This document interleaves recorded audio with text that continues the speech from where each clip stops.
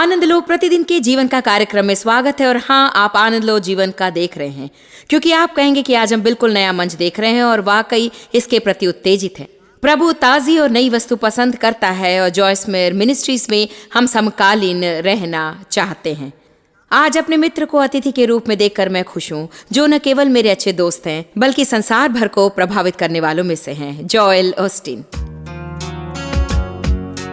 Joel Austin Houston Texas में Lakewood church के senior pastor हैं। हर हफ्ते लगभग 28,000 लोग एकत्रित होते हैं। ये अमेरिका के विशाल और अत्यधिक विशिष्ट कलीसियाओं में से एक है। जोएल का टेलीविजन कार्यक्रम संसार भर में प्रसारित होता है और उनके पुस्तक your best life now 7 steps to living at your full potential New York Times की सबसे अधिक बिकने वाली पुस्तकों में सर्वोपरि है।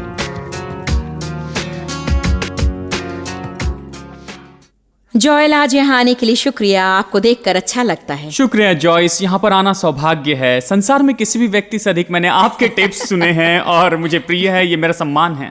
आपके प्रेम के लिए धन्यवाद। जोएल, आज हम इस बात पर चर्चा करना चाहते हैं कि अनेकों के लिए एक मसीही जीवन जीना वास्तव में इतना कठिन क्यों है।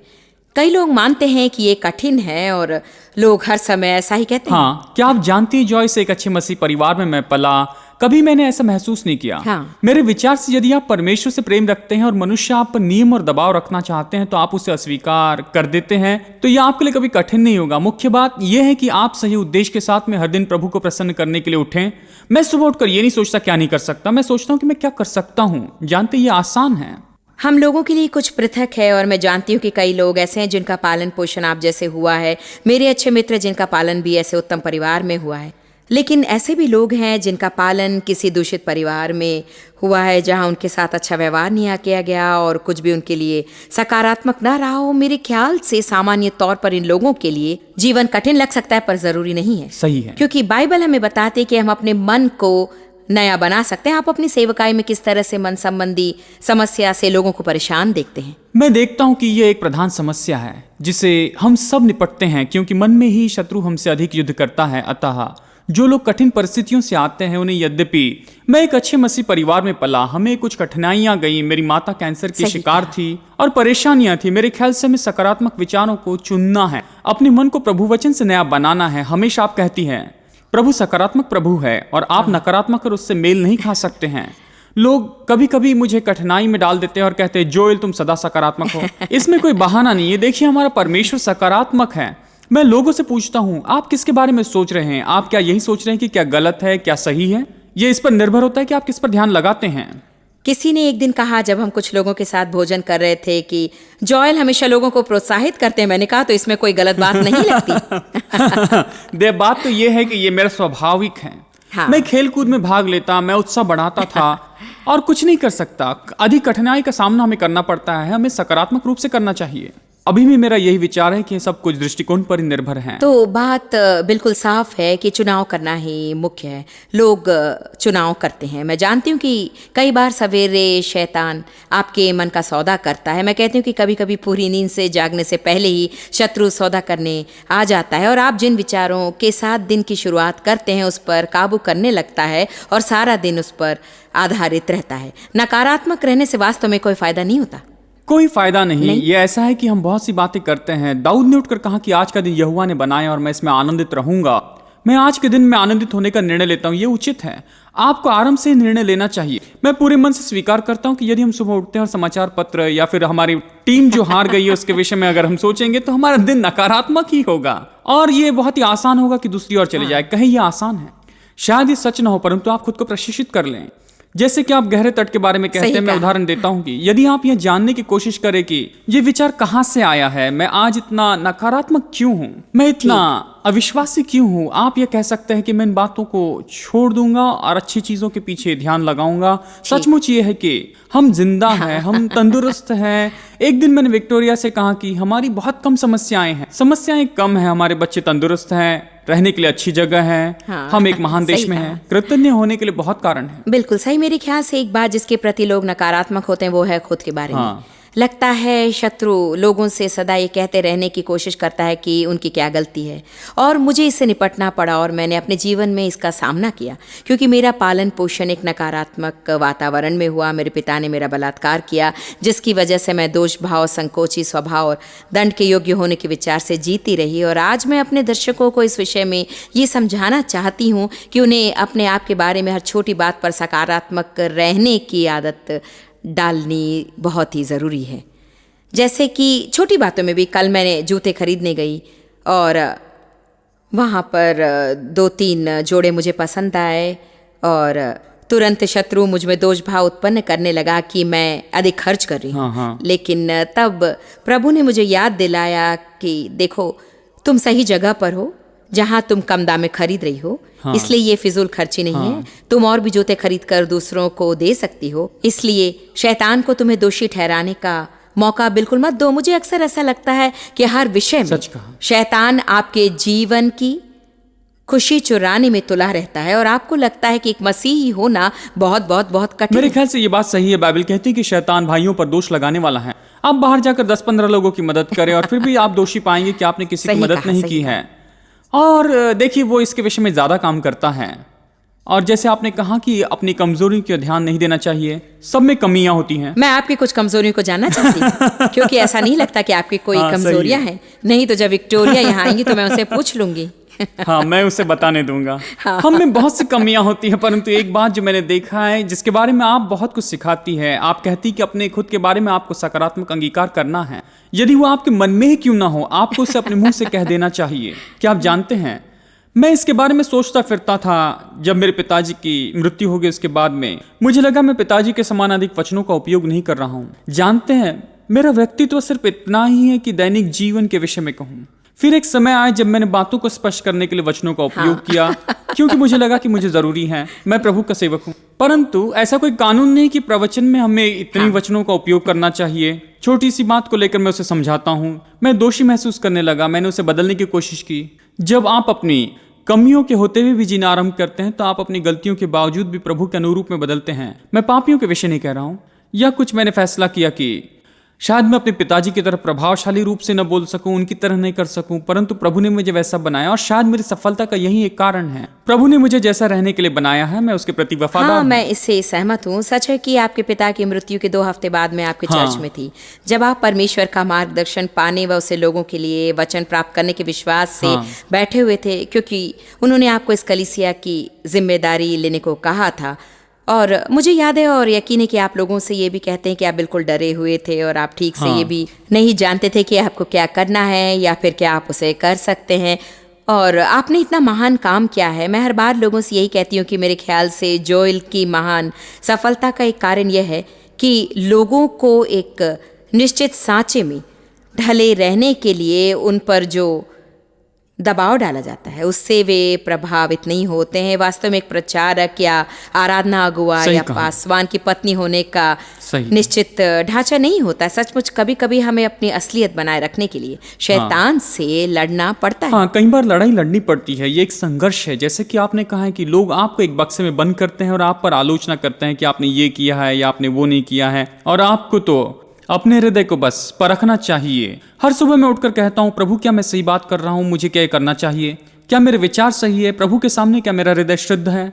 आप इस विषय में बहुत बातें करते हैं कि यदि चीजें न बदले तो आपको ताजी वस्तु न मिले तो वो अरुचि की हो जाती है। ये तो सुंदर सेट है। हम खुलकर बातें कर रहे हैं और मेरे ख्याल से हमें यह खुलकर स्वीकार करना चाहिए कि हर कोई किसी दूसरे की तरह नहीं है। जानते हो जोएल, परमेश्वर की एक संपूर्ण संयोजित योजना है इस संसार व उसके जनों के लिए, और भिन्न भिन्न तौर पर हम सभी उसमें शामिल हैं। और मैं आप जो सेवा कार्य करते हैं उस तरह का बिल्कुल नहीं करती। यद्यपि मुझे लगता है कि मैं लोगों को प्रोत्साहित करती हूँ और मैं सकारात्मक हूँ। प्रभु ने मुझे ये काम सौंपा है कि मैं लोगों को परिपक्व बनाऊं, और इसे करने के लिए मुझे अपने उपदेशों में अनेक परिवर्तन लाना है और लोगों में जिन बातों को बदलने की आवश्यकता है उसे दृढ़ता से करना है।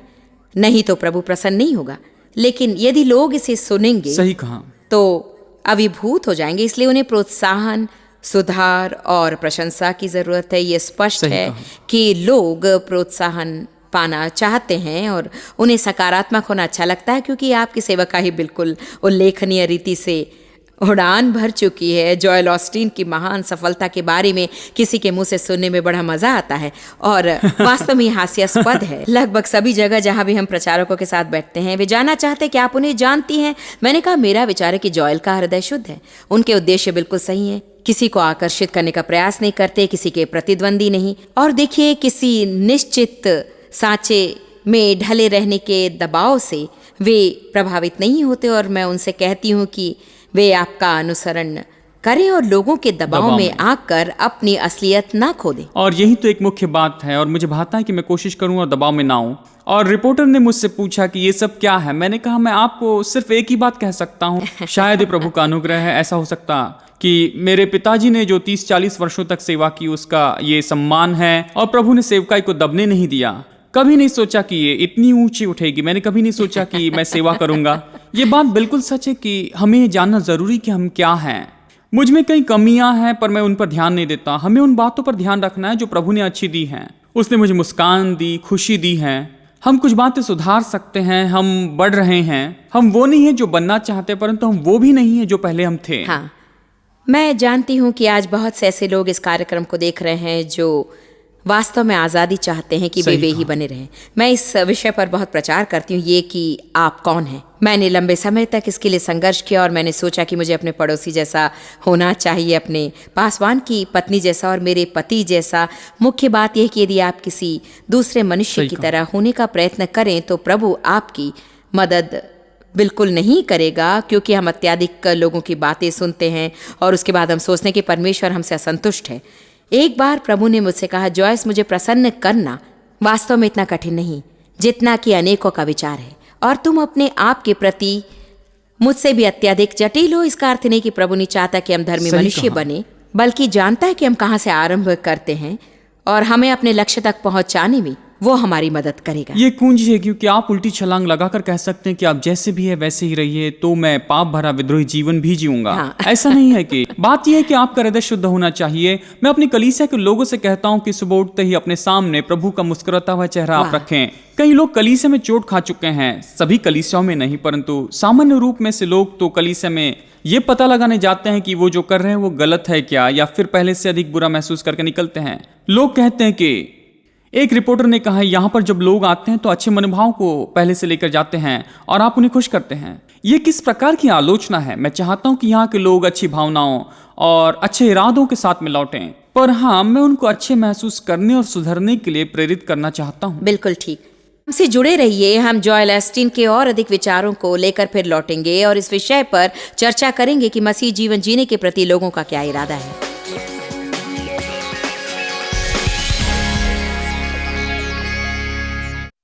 मैं अपने मित्र और अधिक बिक्रीय पुस्तक your best to life now के लेखक जॉयल ऑस्टीन के साथ हूँ। जॉयल, हमारे कार्यक्रम के प्रथम आधे भाग में आपने सचमुच अच्छी बातें मुझे बहुत आनंद आ रहा है। अधिक सेवा का मुझे मौका मिला है। बुलाने के लिए धन्यवाद। कई लोगों को लगता है कि मसीही जीवन जीना बहुत ही मुश्किल होता है।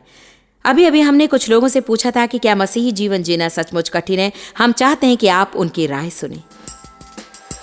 बुनियादी रूप में कोई भी मसीह नहीं हो सकता, परंतु सच में मसीह जीवन जीना और अपने आसपास के लोगों को प्रचार करना और उन्हें बताना तो बहुत ही कठिन है, क्योंकि संसार में ऐसी बहुत सी चीजें हैं जो हमें विमुख कर देती हैं।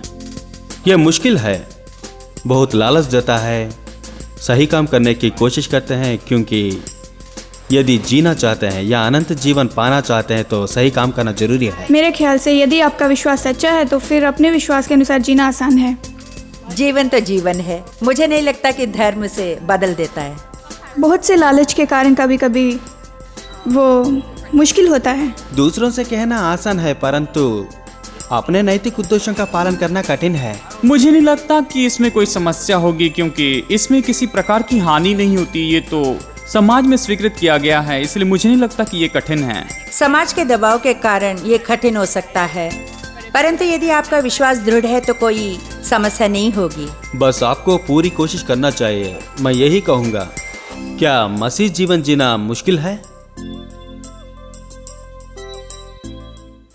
जॉयल, मसीही जीवन जीना आसान है या कठिन, इसके बारे में हमने लोगों की विविध राय सुनी। हाँ, कुछ लोगों की बात तो हंसने लायक है और शायद एक दृष्टिकोण से तो ये ऐसा विषय है जिस पर लोग स्पष्ट नहीं हैं। वे नहीं जानते कि क्या करना चाहिए। जैसे कि मैंने कहा, बचपन में हम सोचते थे कि प्रभु हमारे पीछे पड़ा है और अगर कुछ गलती करते तो हमें सीधा नीचे नरक में भेज देता है, परंतु मुझे नहीं लगता कि वो ऐसा सच है। अनेक लोग धर्म को जानते हैं पर वे मसीह को नहीं जानते। आज मेरे हृदय में शायद यही एक सबसे बड़ा भार है कि लोगों को यह समझा सकूं कि यह गलत है कि यदि किसी चर्च में उन्हें बुरा अनुभव प्राप्त हुआ या धर्म से वे अभिभूत हुए हैं तो उन्हें मसीह को जानना जरूरी नहीं है, क्योंकि वास्तव में मसीह और उसके वचनों को जानने पर वो हमें मसीह जीवन जीने की सामर्थ देता है ना? हाँ, निश्चय ही। मेरे पिताजी हमेशा कहते थे, मैं धर्म परिवर्तन के विषय में नहीं कह रहा हूं, परंतु मैं तो मसीह के साथ के संबंध के विषय कह रहा हूं। ये बहुत ही भिन्न है। सामान्य रूप में हम धर्म को ऐसे नीचे नहीं गिरा सकते, परंतु वहाँ कई नियमों में ऐसी बातों से जुड़ा होता है जो हमारे लिए असंभव है। मेरे लिए तो ये लोगों को बेहाल कर देता है। मैं ये नहीं कह रहा कि हमारे लिए जीने का कोई स्तर नहीं है, पर ऐसा नहीं होना चाहिए कि आज आपने कितनी बाइबल पढ़ी है और आप चर्च में गए कि नहीं और मैच खेलने गए। ये ठीक नहीं है। मेरे ख्याल से यह एक संतुलन है और वो है परमेश्वर के अनुग्रह और करुणा को समझना। जैसा कि किसी ने कहा था, मेरे ख्याल से हमें अपने कुछ नैतिक मूल्यों और स्तरों का पालन करना चाहिए। सचमुच ये गलत है। नियम होते हैं पर वास्तव में वे इतने मुश्किल नहीं होते, क्योंकि नई वाचा के विश्वासी होने के नाते नया जन्म प्राप्त करने पर मसीह हमारे अंदर आकर वास करता है और बाइबल कहती कि वो हमें नया हृदय देता है और हमारे हृदयों में अपनी व्यवस्था लिखकर रखता है। इसलिए सचमुच हम मजबूरी से नहीं बल्कि इच्छा से प्रभु की सेवा करते हैं। पर धर्म में हम परमेश्वर को आकाश में बहुत दूरी कहीं ढूंढने की कोशिश करते हैं और लोगों को ये नहीं सिखाया जाता कि पवित्र आत्मा के द्वारा प्रभु हमारे अंदर वास करता है। हाँ, कितनी अद्भुत बात है कि आप प्रभु का घर बन जाते हैं। हाँ, सचमुच बड़े आश्चर्य की बात है कि सृष्टिकर्ता मालिक हमारे अंदर वास करता है। जॉयस, मुझे ये सोचना बहुत अच्छा लगता है कि वास्तव में प्रभु मेरे पक्ष में है, मेरे विरुद्ध में नहीं है। मेरे पिताजी इस रीति से कहा करते थे कि नया जन्म पाने के बाद मैं सचमुच मसीह को जानकर अपने साथ संबंध स्थापित करने के पश्चात मैंने उतना ही पाप किया जितना चाहता था, क्योंकि मैं पाप नहीं करना चाहता था। चाहत बदल जाती है, व्यवस्था के अधीन रहने वाले के बीच में यही तो अंतर है।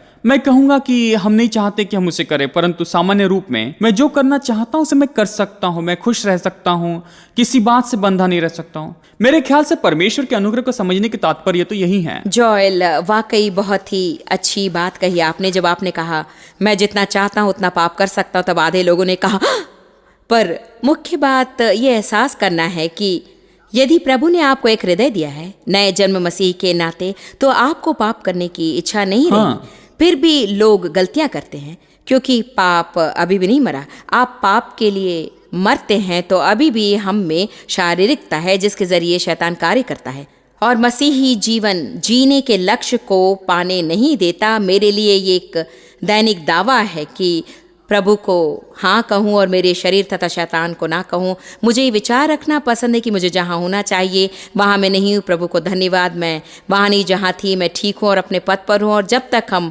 प्रगतिशील रहे और हार ना माने, मैं मानती हूँ कि प्रभु प्रसन्न। हाँ, मैं भी मानता हूँ। इसका अधिकतर संबंध आपके हृदय उद्देश्यों से है।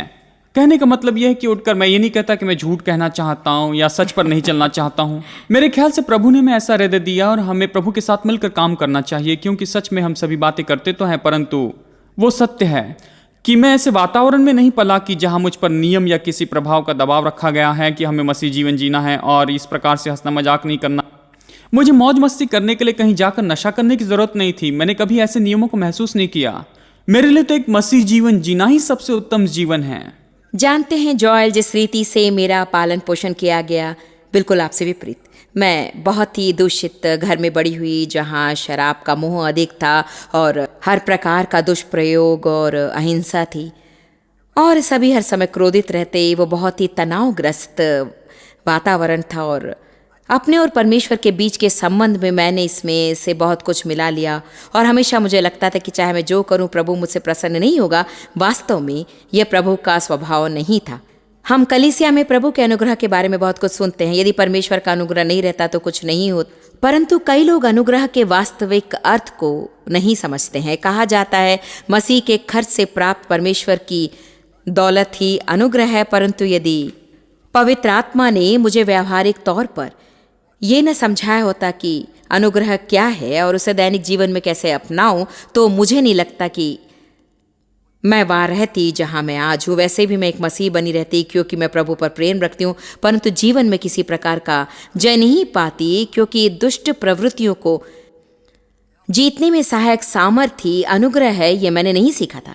मैंने वचनों में देखा कि मुझे क्या होना चाहिए और मैं जान गई थी कि मैं वो नहीं थी। अतः मैं दोषी महसूस करती। शायद धर्म के विषय में भी यही होता है, आपको ये करना चाहिए, वो करना चाहिए, ऐसा होना चाहिए, वैसा होना चाहिए, आपको ये करने की जरूरत है, वो करने की जरूरत है, और लोगों की प्रतिक्रिया होती ऐसे लोगों के लिए ही ये कठिन होता है। और मेरे लिए ये तब तक कठिन था जब तक कि मैं ये जान न पाई कि मुझे जो कुछ करना है उसे आराम से करने के लिए मुफ्त में प्राप्त योग्यता ही अनुग्रह है। हाँ, बाइबल कहती है कि परमेश्वर हमें धीरे धीरे बदलता है। हम सब चाहते हैं कि हम सब बदल जाएं। मुझे पसंद है कि जीवन में सब कुछ मैं बदल दूं, परंतु हम धीरे धीरे बदलते हैं। मैं बढ़िया से बढ़िया होते जाता हूं। मेरे विचार में हमें उस पर दृष्टिकोण रखना चाहिए। आपने कहा कि प्रभु ने आपको अनुग्रह के विषय में व्यवहारिक प्रकाशन दिया। मैं चर्च में बड़ा हुआ, आपके टेप्स को सुनकर मैं उसे समझ सका। इसके विषय में हम थोड़ी देर बाद में बातें करेंगे, वो बहुत अच्छा है।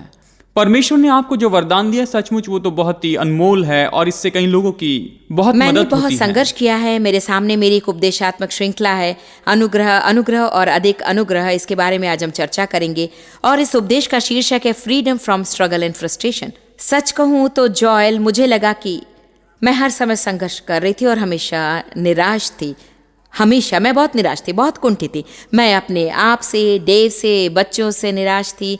मैं निराशा के कारण निराश थी। मैं बहुत ही निराश थी। और अंत में प्रभु ने मुझे सिखाया और अपने रेफ्रिजरेटर पर एक लेख लगाने को कहा कि निराशा शरीर के कार्यों के बराबर है। या तो तुम शरीर की क्रियाओं के अनुरूप जियो, अर्थात अपने प्रयत्न से प्रभु के कार्य को करने की कोशिश करना, या अनुग्रह के द्वारा जियो, अर्थात परमेश्वर की शक्ति और सामर्थ्य के द्वारा वो करना जो आप नहीं कर सकते हैं। हाँ, बिल्कुल सही। अनुग्रह में तो एक आराम है, आप अपने आप से प्रसन्न होते हैं। मैं जानता हूँ कि संसार में मैं सबसे बड़ा प्रचारक नहीं, परंतु मैं जानता हूँ कि ये मुझ में काम करता है। मैं कई सालों से इसे कर रहा हूँ। मेरे ख्याल से हमें अपने जीवन के संपूर्ण प्रक्रिया को इसी रीति से देखना चाहिए कि यदि हमारा हृदय शुद्ध है, हम हर दिन उठकर कहें कि प्रभु ने मुझे जैसा बनाया उसमें मैं प्रसन्न हूँ, मैं आज थोड़ा सा बदल जाऊंगा, गलती करने पर मैं क्षमा मांगूंगा, आगे बढ़ूंगा और दबाव में नहीं आऊंगा। मेरे पति भी बहुत कुछ आप जैसे हैं जॉयल। वे बड़े ही सहज, निश्चिंत और मस्ती भरे हैं। उनका प्रिय वचन है पहला पत्रस 5:7, उस पर अपनी सारी चिंताएं छोड़ दो क्योंकि वो तुम्हारी सुध ही लेता है। वास्तव में मैं अभी उतनी बुरी नहीं जितना कि पहले थी, लेकिन मैं हमेशा कहीं ना कहीं बेचैन पड़ी रहती थी और हर एक विषय के लिए परेशान होती। कुछ सालों तक डेव को शांतिपूर्ण देखने के पश्चात मैंने ये एहसास किया कि मैं ही बेकार में चिंता करती और वे शांत रहते थे और हमेशा प्रभु साथ रहता था क्योंकि वो सच्चा है। इसीलिए प्रभु के कार्य करने के लिए प्रतीक्षा करते हुए डेव बड़े आनंदित रहते और मैं सदा चिंतित दुखी रहा करती थी। वास्तव में ये एक फैसला है, परंतु शायद वे लोग जिन्हें खुद का ख्याल रखने में बहुत समय बिताना पड़ता है। वैसे मेरे जीवन में मेरी देखभाल करने वाला कोई नहीं था और मैं अक्सर डरी हुई रहती थी। ये बहुत ही महत्वपूर्ण है कि लोग अपने बच्चों को कैसे पालते हैं। यदि छोटी उम्र से ही वे उन्हें समझाने लगते हैं कि प्रभु उनसे प्रेम रखता है और यद्यपि वे गलत काम करें, उनसे कहें कि वे भले हैं और जरूरत पड़ने पर वे प्रभु से मदद मांग सकते हैं। इससे बहुत फर्क पड़ता है ना। हाँ, बड़ा फर्क पड़ता है। ये मुख्य बात है कि हमारी परिस्थितियां भिन्न हैं। मेरा पालन पोषण बड़े प्रेमी पिता ने किया है और सभी अध्ययन यही बताते हैं कि बच्चे अपने माता पिता के बीच के संबंध को आधार मानकर परमेश्वर से संबंध स्थापित करते हैं। तो मेरे पिताजी प्रेमी थे, हमारे कुछ नियम थे पर वे प्रेमी थे, हमारी गलती को सुधारते थे, जो कि बहुत ही महत्वपूर्ण है। मैं जानता हूं कि कोई माता पिता बिछड़े हैं, परंतु यदि आप बच्चों की देखभाल करने वाले पिता हैं तो जरूरी है कि आप ऐसा व्यवहार करें जैसे प्रभु के बारे में सोचते हैं। जोएल, मुझे खुशी है कि कल भी आप हमारे संग होंगे और विक्टोरिया भी हमारे कार्यक्रम में शामिल होंगी। फिलहाल मैं अपने दर्शकों को शिक्षण सामग्री के बारे में बताना चाहती हूँ और ये एक ऐसा अवसर है जिसे आपको खोना नहीं चाहिए।